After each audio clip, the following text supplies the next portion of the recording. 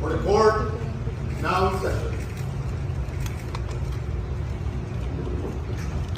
Respondents, GR number 275405. Sino po lamang ang tingin ninyo ay maaaring dumulog sa Supreme Court dito po sa prejudicial legal question na ito?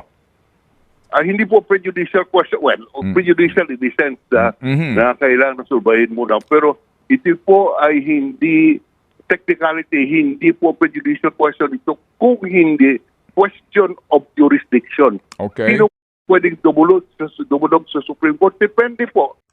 Hello po mga ka-viral and welcome back again to this YouTube channel. Latest update na naman tayo ngayon. Senator-elect Ronald Bato de la Rosa ay hindi makakaupo sa pwesto bilang senador.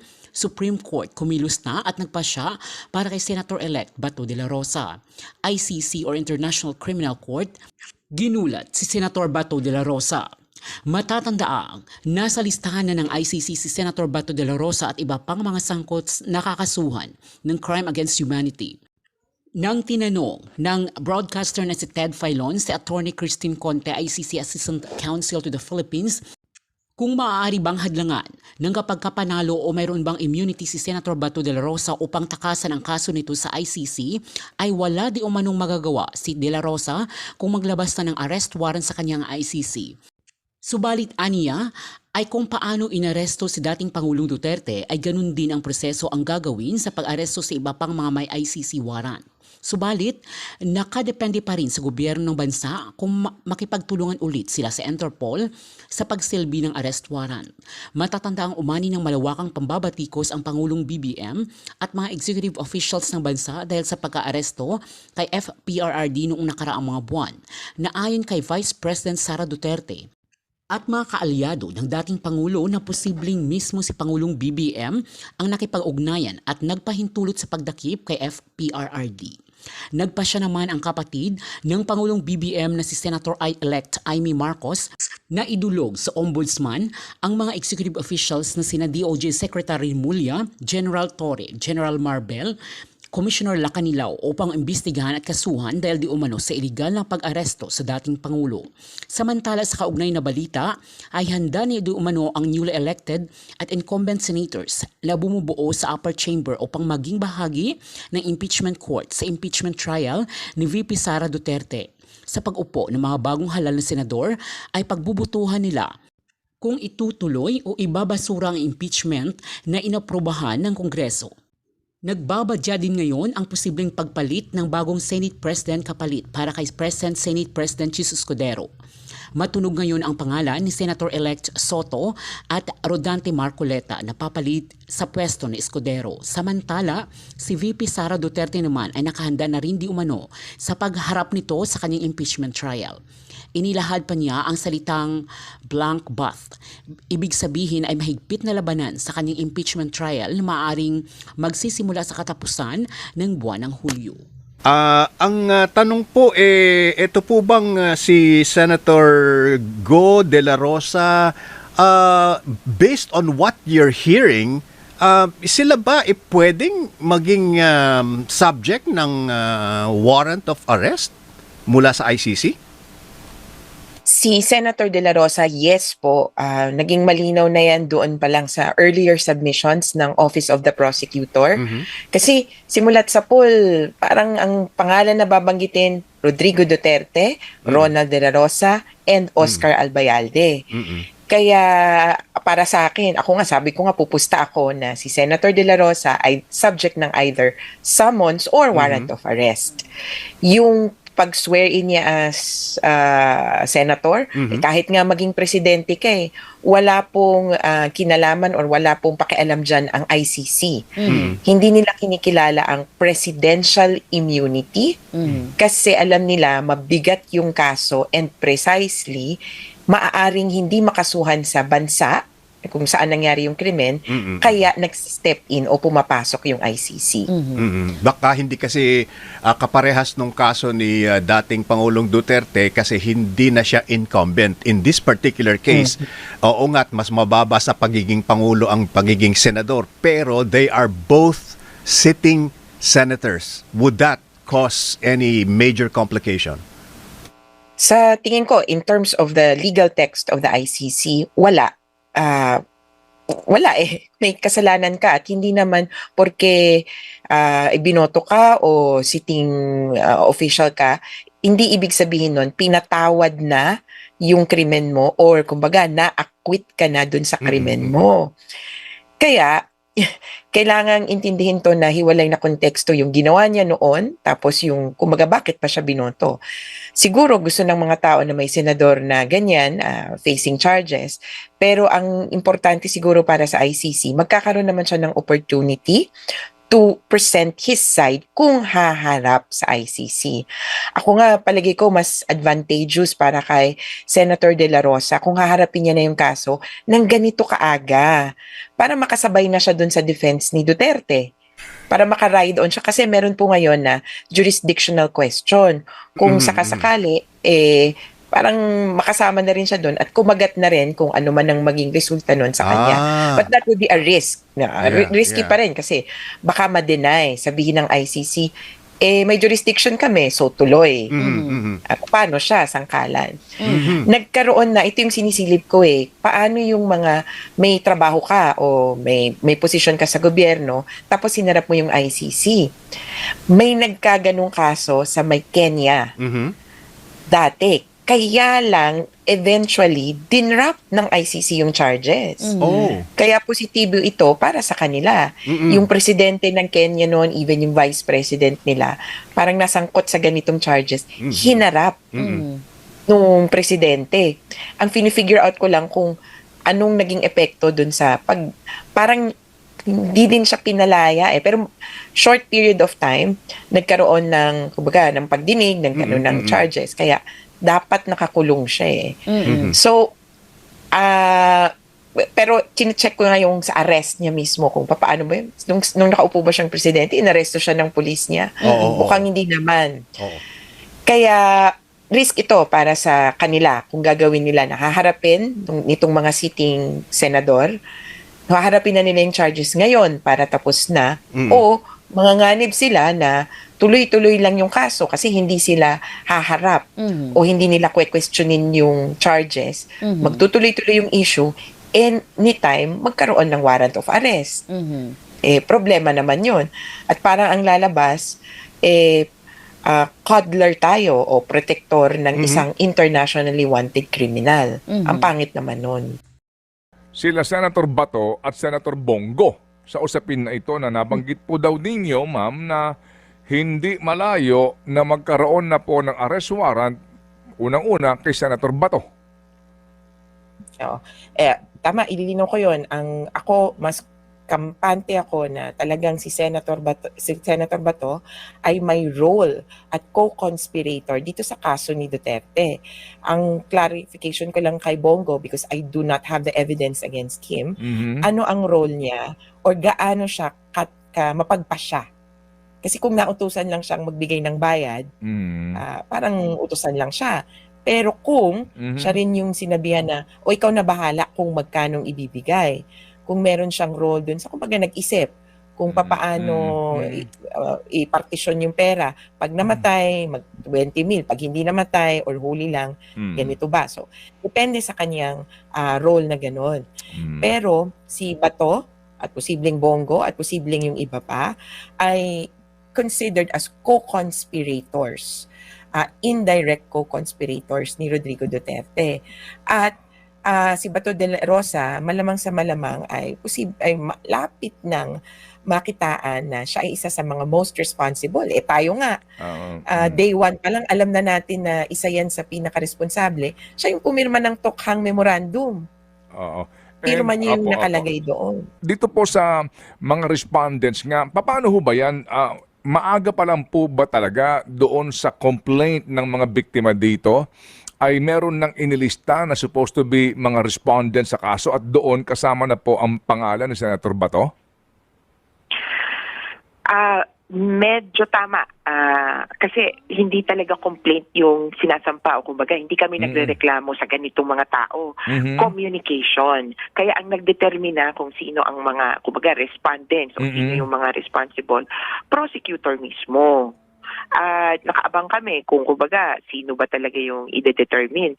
Pero kung sa amin, malimit talaga mabanggit ang pangalan ni Senator Bato. At in fact, nakuha namin yung ganong feeling na, nako, talagang kasama si Bato dahil nung nag-request na magbukas ng investigation itong Office of the Prosecutor, 3 pangalan lang ang binanggit.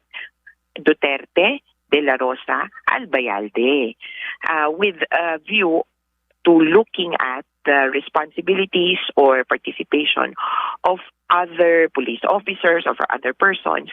Sabi nga nila sa police, hanggang mid-level dun sa hierarchy. Ang tingin namin, ito yung mga tipong district, region, hanggang ganyang level, titingnan nila kung anong responsibilidad. Kasi kumbaga ang kung ang tanong sa investigation, who is most responsible, kailangan alam nila who are responsible bago salain. Okay. At, Sige. pero, primera pa, nabanggit na yung 3 pangalan. Kaya, sa amin, si Senator De La Rosa talaga is on the in the line of fire, kumbaga. Ang sitwasyon natin ngayon ay si the former president ay tinurn over, no? Ano man po, depende kung nasaan kampanig yan. Sabi po nila kinidnap, no? Sabi po naman ng gobyerno, hindi. Sila nakipagtulungan lamang sa Interpol. But basically po, yan, nangyari na yan. Nandun na nga ngayon sa dahig, naka-confine, no? Si dating Pangulong Duterte. In the case of Senator Bato, maglabas man po ng arrest warrant yan, the same procedure ang mangyayari dyan. Supposed to be, di ba? Dadaan pa rin sa Interpol at dapat makipagtulungan ang Marcos administration. Di ba, ma'am? Yes. Okay, sige. Kung anong nangyari noon, Yes. ganun din sa Dapat. susunod. Nangyari ang halalan. Di po ba ngayon, as you observe, no, si Senator Bongo, si Senator Bato, ang boto po naman talaga,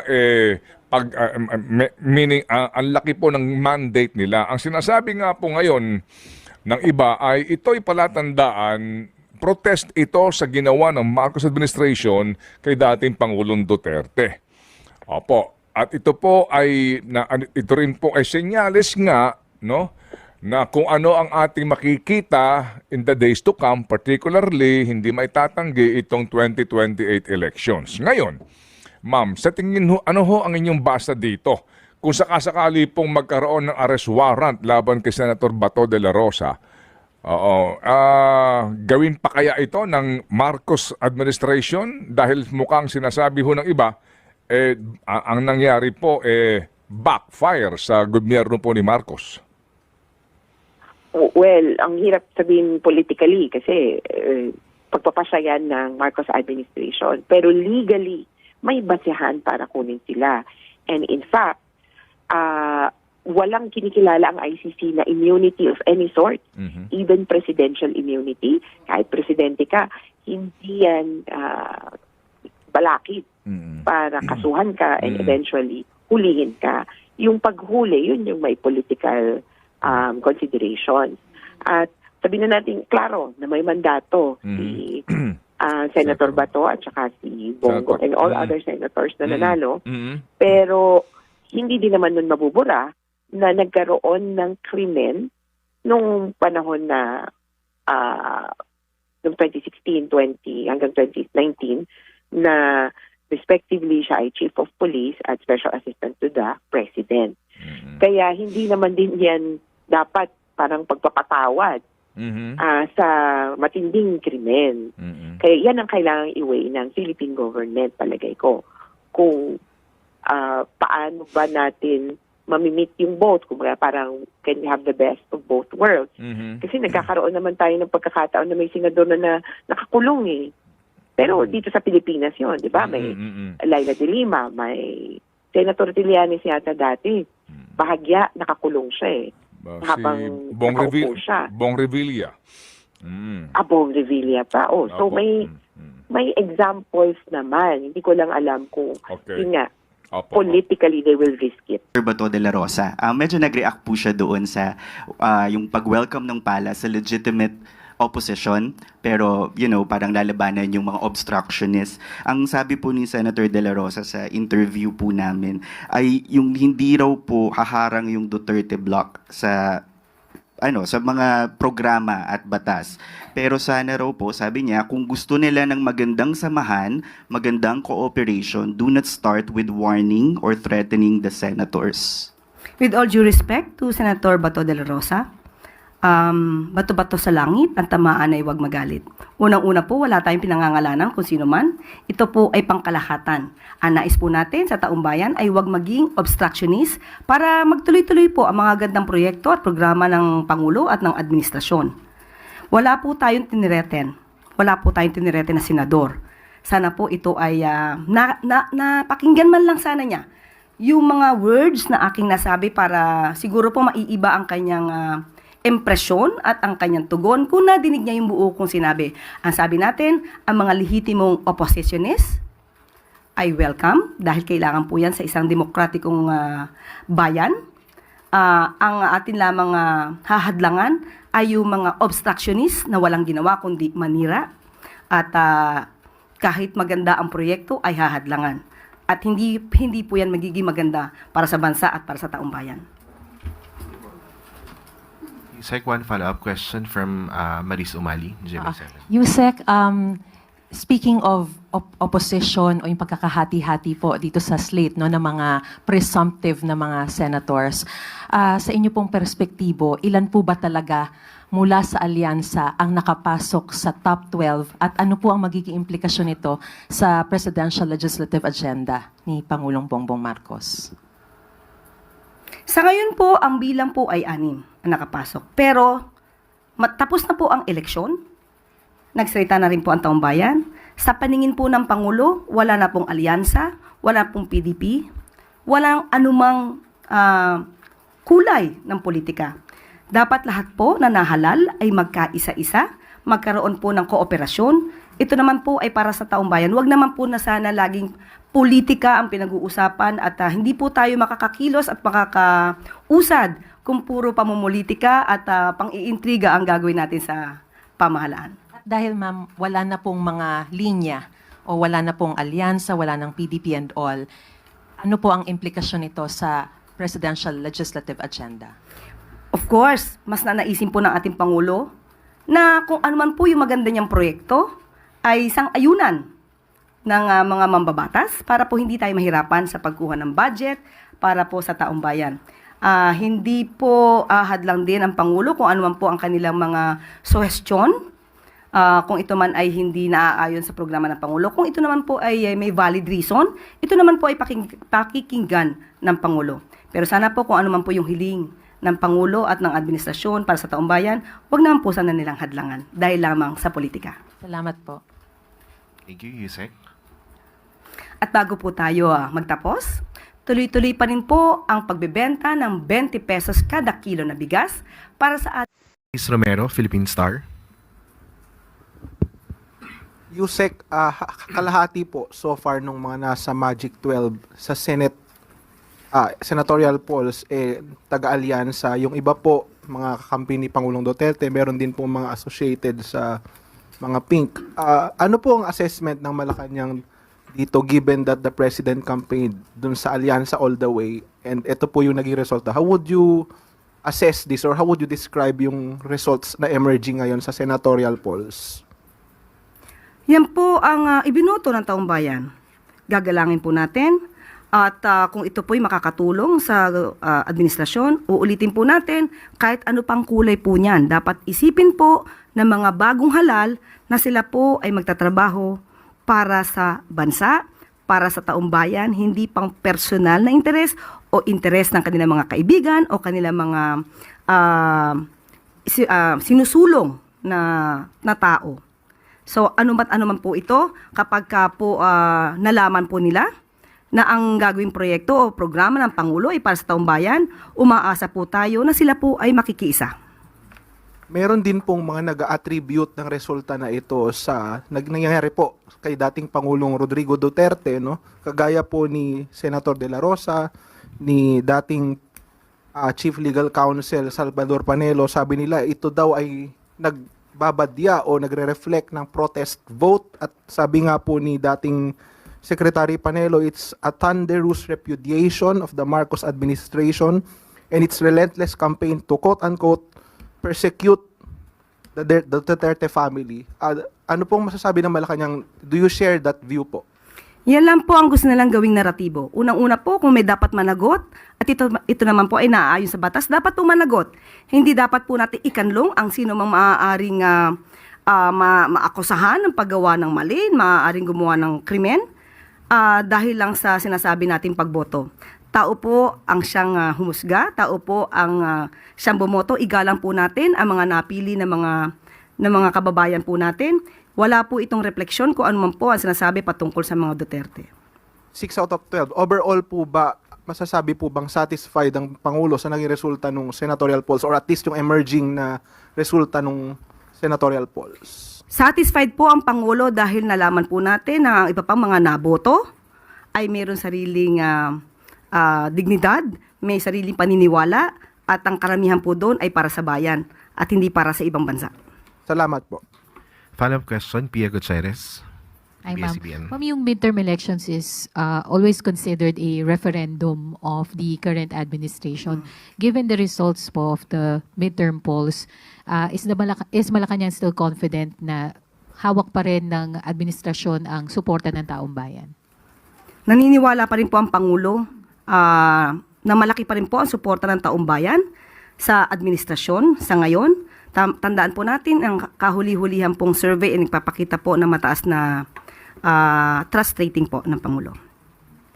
Yung mga naglulutangan po ng mga, like for example, si former Secretary Harry Roque apparently saying na si President Marcos is already considered a lame duck president given the results of the election. Ano pong masasabi niyo dito? Kung lame duck po ang Pangulo at parang baliwala na po ang administrasyon, dapat bumalik po siya kaagad dito. We have follow-up question from Ivan Mayrina, GMA7. Still on the results of the elections, nabanggit nyo kanina that the President welcomes the presence of a legitimate opposition pero lalabanan ang mga obstructionist.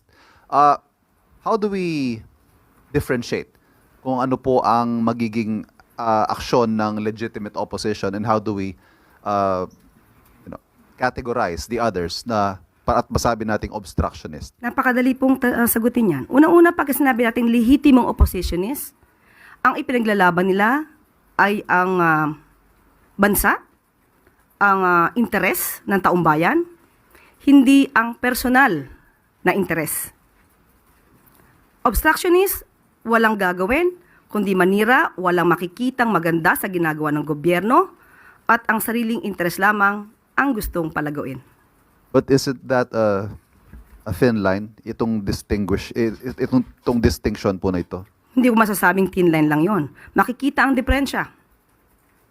Dahil kung ay paglalaban lamang nila ay yung kanilang sarili, hindi para sa taong bayan, obstructionist sila. At nung sinabi ho ninyong lalabanan, how exactly are you going to do that? Kung gagawa man sila ng fake news, kung ano-ano mang mga balita o ano-ano mang mga statement na maaari makasira sa gobyerno ng walang basihan, ito po ay ating tutugunan kagad. Thank you. Next question, Bettina Unite, Manila Bulletin. 5. Magandang umaga, Yusek. Yusek, about the issuance of arrest warrant against former presidential spokesperson Attorney Harry Roque. Ang sabi po niya kahapon, malinaw that he is a victim of political persecution by the Marcos government because he is an ally of the Dutertes. Your comment on that, Yusek? Yan po naman talaga ang kanyang magiging naratibo, kanyang depensa. Pero hindi po niya sinasagot ng mabuti kung nasaan nga ba yung mga dokumentong kanyang ipinangako sa House of Representatives at that time na nagkaroon po ng hearing sa Quadcom. Hindi po niya natutugunan yon at kung ano man yung mga sinasabing di umano hidden wealth niya ay hindi pa rin niya po natutugunan. So paano po kayo magkakaroon ng political persecution? At tandaan po natin, korte mismo ang nag-issue ng valid warrant of arrest patungkol po sa kaso ng qualified human trafficking. At hindi lamang po yan. Meron po tayong nabalitaan na meron din pong pending case for alleged land grabbing sa Bataan. At ito po ay di umano'y nakapending sa Ombudsman since 2023. So siguro dapat din po natin malaman ang detalye dito at ang katotohanan tungkol sa akusasyon ng mga 77 farmers patungkol sa di umanong land grabbing na ginawa ni Atty. Harry Roque. Ma'am, ano po yung magiging action on the part of government? Is it possible to coordinate with the Interpol para mapabalik sa bansa si former presidential spokesperson? Sa ating pagkakatanda, yan din po ang sinabi ni Yusek Nikki T ng DOJ, maaari po sila makipag-cooperate at makipag-coordinate sa Interpol patungkol po dito. So abangan na lang po natin kung ano man po ang magiging aksyon ng pamahalaan sa pamamagitan po ng DOJ. Pero may sinasabi po kasi si Atty. Roque na sa ngayon, hindi daw pwedeng maipa-deport siya pabalik dito sa Pilipinas dahil ayon daw sa international law, meron pa kasi siyang petition for asylum. So, kumbaga, nakapending pa doon. Of course, meron pong ganyan na sinasabi patungkol sa karapatan na wag muna siyang dalhin sa bansa kung saan may kaso. Pero ito po ay kung may maipapakita pong harassment. Kung wala po siya mapapakitang harassment mula sa gobyerno at maipapatunayan na ang mga kasong ito ay legal na nasampa at may mga basihan para siya ay ma-issuehan ng warrant of arrest, hindi po tayo maniniwala na hindi siya maaaring dalhin sa Pilipinas. Thank you, Yusek. Follow-up question, Maris Umali, GMA7. So, ma'am, ibig sabihin, even, kasi yun po yung ini-insist niya when we were at The Hague before, ang sinasabi niya, it is part of the provision as an applicant for a political asylum seeker that hindi siya pwedeng galawin at all. Hindi siya pwedeng ipa-deport, hindi siya pwedeng arrestuhin. Kumbaga, he is untouchable as a political asylum seeker. So, ano ang magiging basehan kung sakasakali nung sinasabi po ni attorney na they will work hand in hand with the government in order to siguro serve the arrest? Siya po ang nagsampa ng kanyang petition for asylum. So dapat po para hindi po siya maaresto since may valid warrant of arrest na inisyu ang ating bansa, siya po ang dapat magpatunay na ang pagkuha sa kanya gamit man ang Interpol or kooperasyon sa Interpol, siya magpatunay ang pagdala dito sa Pilipinas ay because of mere